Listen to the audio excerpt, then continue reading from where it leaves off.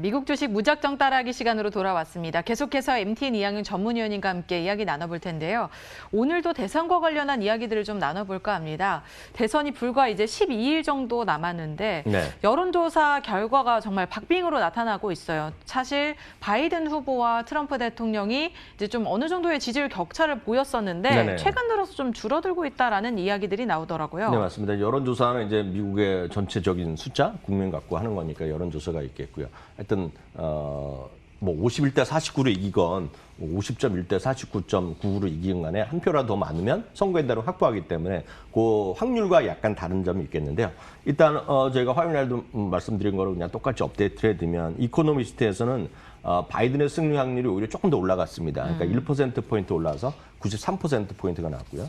선거인단 확보수에서도 지금 350대 188로 큰 차이가 지금 없이 나옵니다. 다만 말씀드렸다시피 여론조사 자체는 격차는 약간 줄어들고 있는데 이게 저 지금 보여드린 그림이 이게 엄청나게 줄어들었다고 얘기하기는 쉽지 않죠. 분명히 방향성은 줄어들었는데 금년 4월에 상당히 좁아져 있을 때 그때보다는 아직은 약간은 거리감이 있다라고 보셔야 되겠지만 계속 말씀드리지만 이 모든 여론조사나 이런 것들을 100% 우리가 믿을 수도 없고 바로 딱 4년 전에 말씀드렸다시피 뉴욕타임즈에서 방송했을 때도 보여줬을 때면 바로 그날 오전 한 10시 현지에서도 지금 트럼프가 지는 게임으로 나왔기 때문에 이건 아무도 모르는 거다 이렇게 다시 한번 확인드릴 수 있겠습니다. 네, 그 상황이 돼보지 않으면 정말 진짜 파악하기가 좀 힘든 것 같아요.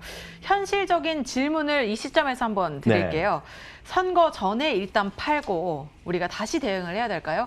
이 선거 때문에 주식시장이 어떤 변동성을 가지고 갈지 사실 우려되는 부분도 있고요. 아니면 이 틈을 타서 더 힘을 받아가지고 올라갈지 사실 고민을 많이 하고 계실 텐데 지금이라도 주식을 매수해야 되는 건지 아니면 팔고 조금 기다렸다가 그때 다시 매수를 해야 되는 건지 이 시점을 좀 정확하게 그러니까 이게 짚어주시죠. 뭐 부채도사도 아니고 알 수가 없는 건데 수많은 분들이 아마 시청하시는 분들 다 질문할 것 같고요. 전 세계에서 미국 주식 하시는 거나 한국 주식도 마찬가지입니다. 다 똑같은 질문을 하실 것 같은데요. 그 내린 결론은 제가 얘기해봤자 이거 근거도 하나도 없고 신뢰도 없지 않습니까? 딱 제가 여러분들이 딱 원하시는 질문에 대한 답을 제가 오늘 한 기사를 갖고 왔는데요. 베런즈에서 그동안의 90년의 S&P 500 역사를 다 조사를 했어요. 그러고서 내린 결론을 한번 읽어주시겠습니까, 내용을? The election is 2 weeks away. That's not an excuse to sell stocks. 딱 그거 아닙니까? 2주밖에 안 남았는데 주식을 팔 이유는 전혀 없다는 얘기죠. 딱 그 얘기를 하고 있는데요. 그럼 왜 이런 얘기를 하는 건데요? 역사적 통계를 여러분들 보실 필요가 있습니다. S&P 500이라는 거는요. 지금 90년이 됐습니다. 1920년대 후반에 생겼고 지금까지 왔는데 그래서 90년의 역사입니다. 90년 동안 여러분들이 주식을 언제 사더라도 매 2주간의 수익률의 평균은 0.3%입니다. 그러니까 쉽게 얘기해서 평균적으로 보면 다시 말해서 통계일 뿐이고 이 통계의 의미는 그건 각자 판단하셔야 되겠습니다. 통계를 믿을 수도 없는 것이지만 여하튼 90년의 역사를 여러분들 언제라도 S&P 500을 사면 앞으로 2주 동안 평균 수익률은 0.3%가 났습니다. 그게 모여서 1년에 10%가 나온 건데요. 그럼 대선 2주는 무조건 계산할 수 있지 않습니까? 1920년대 말부터 지금 2016년까지 보면 대선 2주 전부터 대선일까지 주식 살 때 평균 주행 수익률은 1.8%가 플러스가 훨씬 평균보다 더 많이 나왔습니다. 더 높았네요. 더 나와. 그럼 여러분들 저 수치 있냐 그러면 수치를 제가 보여드리면 바로 이겁니다. 이건 베런즈에서 블룸버그 통계를 갖고 만든 겁니다. 이게 수치입니다. 대표적인 것들이 나오는데요. 한 3번 정도는 주요 시점 중에서 3번 정도는 마이너스 났고 2016년에도 조금 마이너스 났지만 평균적으로 보면 1.8%가 났고 이것은 언제라도 2주보다 대선 2주가 더 많이 올랐다는 겁니다.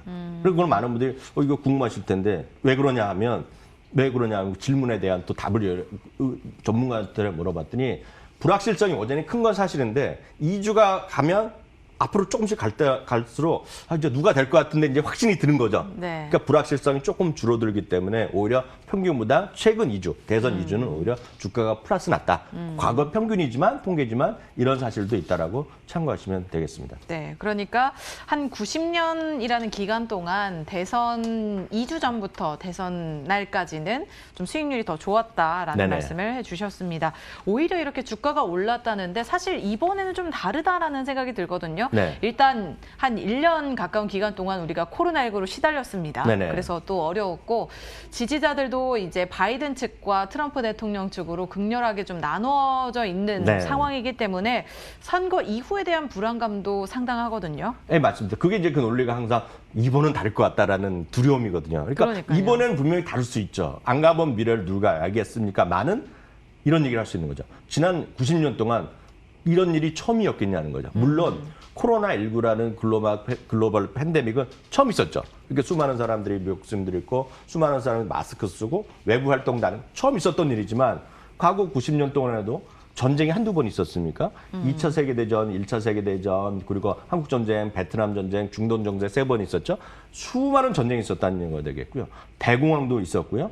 오일 쇼크도 있었고요. 거기다가 금융위기도 있었다는 거죠. 그리고 또 민주당, 공화당의 갈등 얘기하고 트럼프가 워낙 다르고 바이든이 다르고 엄청나게 극렬하게 싸운다 하지만 그 이전에는 인종 갈등도 훨씬 지금은 더 심했고 수많은 사람 데모가 있었고 그렇기 때문에 항상 이 대통령 선거를 앞두고는 항상 여론을 갈리고 사람들이 갈등이 심해졌다는 얘기죠. 그렇지만 역사적으로 보면 앞서 보여드렸다시피 주식을 다른 이유 때문에 파는 건 말이 되죠. 뭐 이익이 줄어드니까 팔 것 같고 내가 돈이 필요하니까 파는 건 다 말이 되지만 단순하게 대선 때문에 파는 거는 의미가 별로 없다는 얘기하고 있고요. 이런 얘기까지 하고 있습니다. 여러분 공감하실 것 같고 저도 그 부분은 상당히 말씀드리는데 대통령이 중요하죠. 미국 대통령은 중요하지만 미국 대통령의 역할이 주식시장에서 큰 역할은 없었다는 얘기합니다. 트럼프 대통령이 지금이야 별로 안 하지만 이번 1, 2월까지 많이 얘기했던 건지 이거 아닙니까? 자기가 된다면 주가가 엄청 올랐다 얘기하는데요. 그죠. 연평균을 보면 오바마 대통령 때가 19% 올라갔는데요. 네. 지금은 주가 떨어졌지 연평균 12%밖에 안 올라갔거든요. 그러니까 공화당이건 민주당이건 별로 중요한 것이 아니라 진짜 그 회사가 좋아지냐를 보셔야 되겠고요. 그래서 이런 얘기를 결론 내리고 있습니다. 선거라는 파티 있죠. 네. 파티의 결과에 관한 수많은 뉴스, 물론 저희도 방송하고 하고 있지만 너무 거기 함몰되지 말라. 별로 의미가 없을 것이다. 이런 얘기도 있다는 걸 참고하시면 되겠습니다. 네. 그래서 직구로 날려보자면 네네. 위원님, 네. 위원님께서는 그러면 보유를 하고 쭉 가져가신다는 말씀이시죠? 아니 좀 뭐 네. 당연히 그래야 된다 말씀드리고 있고요. 다만 돈이 필요하시면 파셔야 되겠죠. 현금이 네. 필요하시면 파셔야 되겠지만 그래도 저는 아니라고 보고 있고요. 네. 다만 이제 모건 스탠리에서도 앤드류스 슬리먼이라는 분도 얘기하고 있는데요. 딱 이거를 얘기하고 있습니다. 지금은 선거에 대해서 너무 고민하지 말라는 얘기하고 있고요. 선거보다는 중요한 거가 지금 경제가 회복되고 있다. 여기에 여러분, 이게 아까 말씀드렸다시피 금리가 상승하고 이런 것들을 제가 네. 보여드린 거가 되겠고요. 하여튼 많은 사람들이 그럼에도 불구하고 뭐 선거 이슈고 특히 저희도 매번 얘기하지만 추가 보조금 중요하죠. 중요하지만 그것만 생각해서는 경제 회복이라는 큰 흐름 당장 지금보다는 내년이 이맘때가 지금부터 좋아질 거라는 거에 대해서 많이들 동의하실 것 같아요. 그러니까 그런 거를 좀 보고 좀 하라는 것이 모건 스탠리의 뭐 어렵게 썼지만 핵심적인 포인트다라고 이해하시면 되겠습니다. 그래도 여기저기서 이제 트럼프의 정책도 다르고요. 트럼프 대통령의 정책도 이제 바이든 후보와 좀 갈리기 때문에 네네, 네. 어떤 정책에 우리가 조금 더 신경을 써서 주식 투자를 해야 되는지 또 고민을 하는 부분들이 많은데 호재다, 악재다 이런 얘기들이 많습니다. 우리가 어떻게 판단을 해보면 좋을까요? 이건 일반적으로 얘기하는 건데 이건 제가 나름 정리한 건데요. 트럼프가 재선이 성공하면 가장 쉬운 것은 이거겠죠. 주시장 상당히 좀 긍정적으로 더 보일 가능성이 있습니다. 아마 시작부터요. 왜냐하면 세금 인상에 대한 걱정들이 없어질 수 있겠고요. 다만 이제 무역 긴장은 더 커지겠죠. 지금 중국이랑 조용하잖아요. 네. 당연히 그런 뉴스가 나올 때마다 애플이라든가 유통전은 약간 위축될 수 있겠죠. 에너지나 방위산업 이런 것들 상당히 호재 예측할 수 있겠고요. 특히 그렇게 보면 ITA 같은 우주 방위산업 ETF 같은 거가 지금 거의 6개월째 쉬고 있거든요. 네. 그러니까 이런 것들 제가 보기에는 아마 상당히 좀 찬스가 있을 것 같습니다. 이런 것들. 그런 것들이 쉬고 있었기 때문에. 반면에 이제 바이든이 처음에 이긴다 그러면 아마 선물 시장에서 약세 가능성이 있습니다. 그렇지만 하루 이틀 지나고 나면 회복되지 않을까 보고 있고요. 헬스케어라든가 교육, 인프라 투자 확대를 엄청 얘기하고 있거든요. 그러니까 그런 관련주, 인프라 관련 것들 보시면 좋겠고요. 특히 이제 몇 개 얘기한 정책적인 것이 있겠는데 두 가지가 있습니다.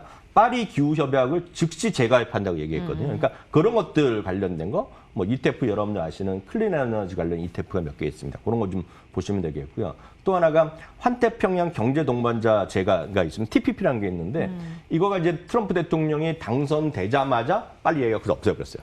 이게 좀 말도 안 되는 거 없애버렸는데 그것도 제가 얘기할 겁니다. 그렇기 때문에 미중 간의 무역 전쟁은 상당히 해소되고 우리나라 같은 경우에도 오히려 더 좋아질 찬스가 있겠죠. 그래서 이 정도 보시면 될 것 같네요. 친환경 관련주들이 따라서 바이든 후보와 함께 따라가더라고요. 네, 이제 많이 네. 올랐습니다. 그런 것들 네. 사실 보면. 네. 함께 같이 살펴보시면 좋을 것 같습니다. 네, 지금까지 MTN 이항영 전문위원님과 대선거 관련한 이야기 나눠봤습니다. 오늘 말씀 고맙습니다.